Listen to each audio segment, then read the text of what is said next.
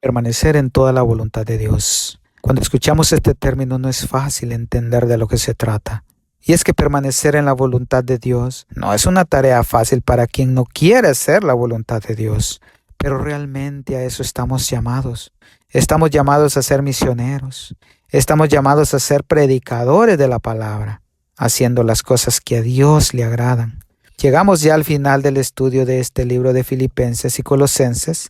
Hemos estudiado ya 13 lecciones. En esta lección, que es la lección número 13, vamos a conocer la estrategia misionera de Pablo y cómo él utilizaba el tiempo y los recursos para hacer la voluntad de Dios.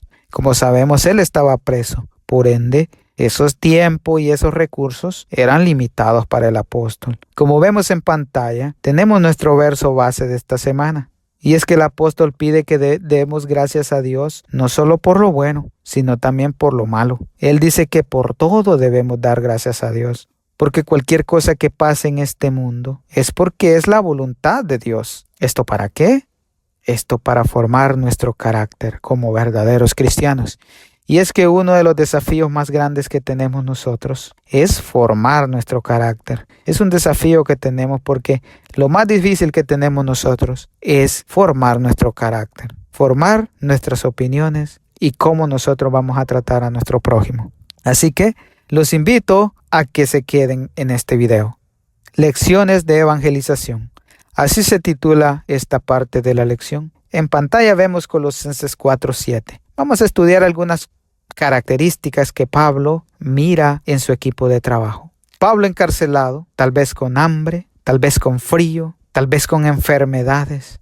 Tantas penurias que no pasó el apóstol Pablo. Pero ¿saben qué? Estos problemas para él no fueron obstáculos para predicar el evangelio de Dios. Y es que es interesante que él no actuaba solo. Él tenía su equipo de trabajo. Y uno de ellos era Tíquico.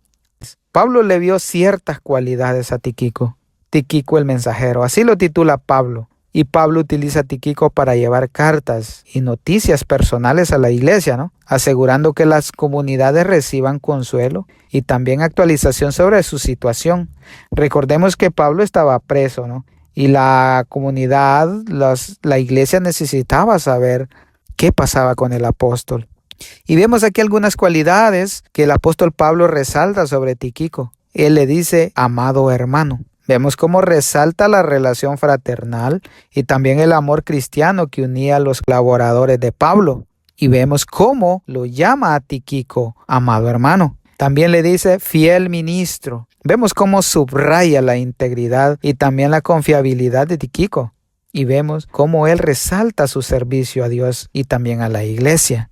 También lo llama consiervo en el Señor. Esto indica que a pesar de las jerarquías, todos los trabajadores del evangelio son siervos de Cristo, trabajando juntos por el mismo objetivo. A pesar de que el apóstol era un líder de la iglesia, no miraba por encima a sus siervos, a sus colaboradores. Esto demostraba una gran humildad del apóstol Pablo, sino que lo veía como un consiervo suyo, ¿no? Lo miraba al mismo nivel. Algo que nosotros podemos estar viendo diferente si tenemos cargos en la iglesia, cargos altos. Tenemos que tener cuidado porque todos somos iguales ante los ojos de Dios. ¿Y cuál era el propósito entonces de Tíquico? Bueno, Tíquico no solo llevaba noticias, sino que también era portador de ánimo y también de fortalecimiento espiritual para los colosenses. O sea que él no solo entregaba sus cartas, sino que él daba palabras de ánimo para toda la iglesia, para algunos hermanos que estaban en problemas. Ahora vamos a ver Colosenses 4:9. Y en ese versículo de Colosenses 4:9 vemos otro colaborador del apóstol Pablo. Y en esta ocasión vamos a hablar un poco de Onésimo. ¿Recuerdan que en una lección pasada hablamos un poco de Onésimo? Y dijimos que Onésimo era un esclavo que había huido de Filemón, un líder en la iglesia de Colosas. Al encontrarse con Pablo en la cárcel, Onésimo se convirtió al cristianismo. Pablo lo envía de regreso, no como esclavo ya, sino como un fiel, amado hermano. Así lo trataba Pablo. Qué interesante, ¿no? Con el apóstol que no hacía distinción de personas. Y él le dice, les envío a uno de vosotros, o sea, a un cristiano, ¿no? Y es que esta frase es significativa porque a pesar de su pasado, Pablo asegura a los colosenses que Onésimo es ahora un miembro de la familia de Dios. igual que todos los que estaban ahí, ¿no? Y hacía un énfasis especial el apóstol que tenía una igualdad en la fe que tenían todos ellos.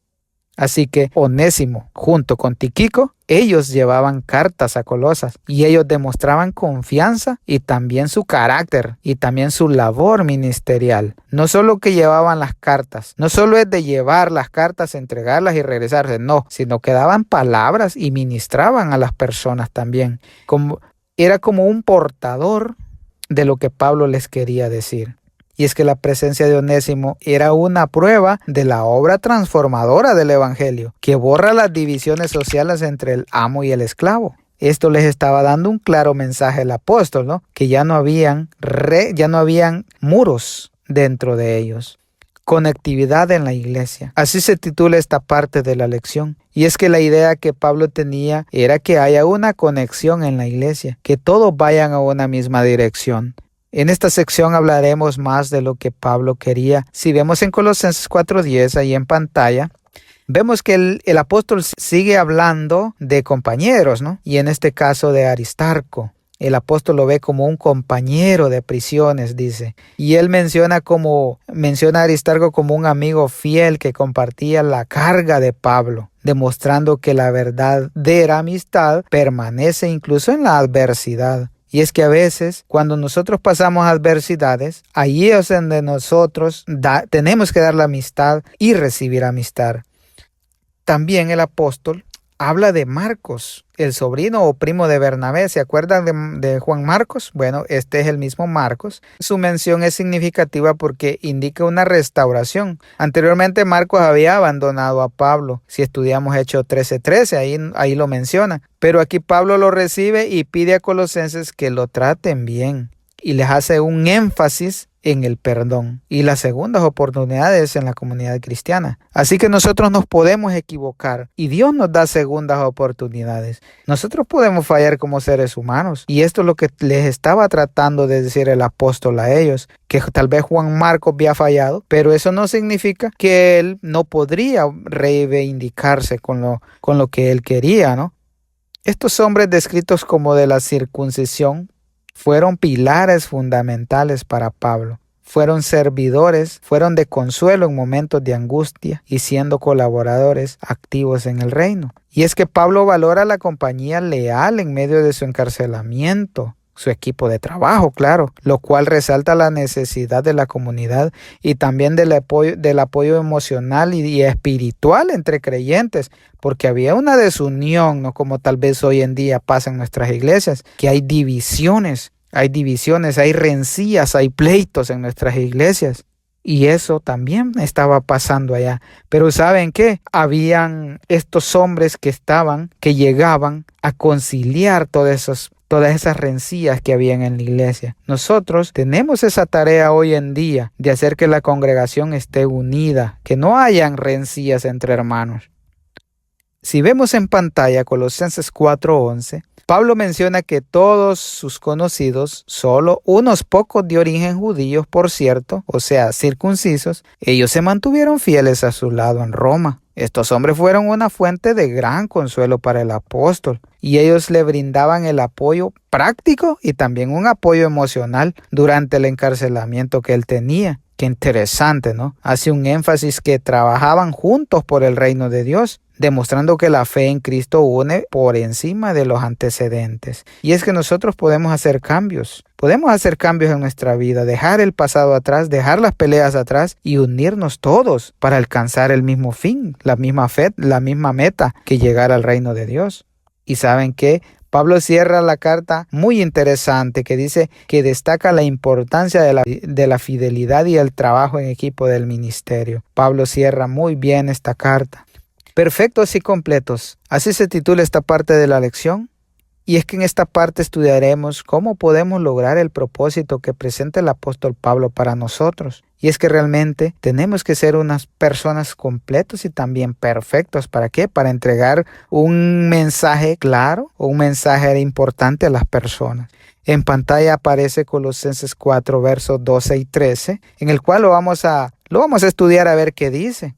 Si como ustedes pueden ver, El apóstol está hablando acá ahora de Epafras. Intercedía con pasión y perseverancia por su comunidad. Y es que realmente nosotros no estamos limitados solo a ir a la comunidad a predicar el evangelio, sino que hay que tener compasión y tenemos que tener perseverancia. Cuando vemos que la obra está caída, porque la obra realmente está caída, y nosotros nos dejamos llevar y desistimos de dar el evangelio. ¿Por qué? Porque solo 2 o 3 personas vemos en la iglesia. Sin embargo, Epafras tenía pasión por su trabajo y también tenía perseverancia. Donde miraba Epafras que habían rencillas, que habían problemas, él tenía perseverancia.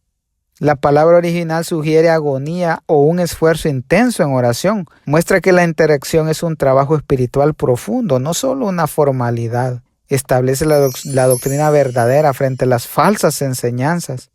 Entonces nosotros vemos estos personajes. Vivir en el mundo sin permanecer en el mundo. Qué interesante este subtítulo. ¿Cómo vivir en el mundo sin pertenecer en el mundo? Suena un poco complicado este título de esta parte de la lección. Pero ¿saben qué? Vamos a leer a ver ahí qué nos dice Colosenses 4, verso 14. Ahí en pantalla aparece este versículo. Y aquí nosotros vamos a ver a Lucas. ¿Qué puede mencionar el apóstol de Lucas? Lucas era un médico amado, así se refiere el apóstol sobre Lucas. Y es que se refiere al autor del Evangelio de Lucas y Hechos también. Su descripción como amado y médico sugiere una estrecha relación personal y cuidado físico hacia Pablo durante sus viajes y encarcelamientos. Además, mencionando aquí como compañero, aunque posteriormente abandonó a Pablo por amor al mundo, según lo menciona 2 Timoteo 4:10, ¿no? Lo que sirve como recordatorio de la necesidad de perseverar. Y es aquí donde me da pauta a mí. Nosotros vivimos aquí en el mundo porque nosotros tenemos que trabajar, tenemos que comer, tenemos que viajar incluso, tenemos que divertirnos incluso sanamente, claro. Pero ya porque nosotros estemos aquí en el mundo, no significa que nosotros vamos a hacer las cosas del mundo, sino que aquí estamos porque aquí pertenecemos. El apóstol Pablo pertenecía al mundo, sin embargo, él no hacía las cosas que el mundo hacía. Así que nosotros estamos llamados a estar en el mundo, pero no a hacer las cosas que el mundo hace. Pablo escribe desde la cárcel y estos saludos muestran que a pesar de su situación, estaba rodeado de un equipo comprometido con la difusión del evangelio. Pero a pesar de que estaba en esa situación, él no perdía la mira de las cosas de arriba. Un mensaje para la Odisea. Así se titula esta última parte de la lección. Llegamos ya al final de este estudio de Colosenses, que realmente ha sido muy bueno. Aquí nosotros hacemos un resumen de la lección. Nosotros no tocamos acá varios puntos porque ese estudio nosotros lo dejamos para que ustedes en casa saquen más conclusiones. Entonces, Pablo fomentaba que sus cartas no fueran exclusivas de una sola congregación. Al compartir el mensaje, las iglesias cercanas como Colosas, por ejemplo, y la Odisea, en Colosenses 4, versículos 16 y 18, nosotros vemos acá estos importantes versículos. Por ejemplo, la carta de la Odisea, aquí nosotros vemos que se debate si era una carta perdida o, según muchos estudiosos dicen, la epístola a los Efesios, que probablemente funcionaba como una carta circular para toda la región. El mandato de hacer leer, que dice el apóstol, la epístola implica que la lectura pública y la interpretación conjunta de la palabra era una práctica central de la iglesia primitiva. Es un llamado a la responsabilidad, perseverancia y fidelidad en la tarea cristiana recibida, animándole a no abandonar ni descuidar a pesar de los desafíos.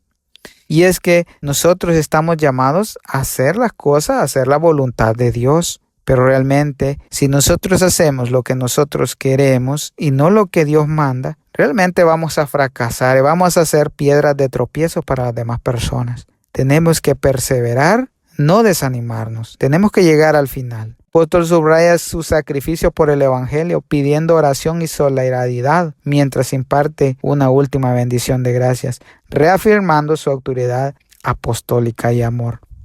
Así que nosotros estamos en tiempos de la Odisea y tenemos que perseverar. Tenemos que unirnos como iglesia, no separarnos, porque entre más nos dividamos, menos va a llegar el mensaje a los que más lo necesitan. Así que este es el estudio de estas 3 lecciones de Colosenses. Les agradezco a todos los que han estado presentes en el transcurso de estos videos. Mil gracias. Sé que nos va a ayudar para nuestro crecimiento espiritual. Así que esta es la lección de esta semana. Que el Señor les bendiga.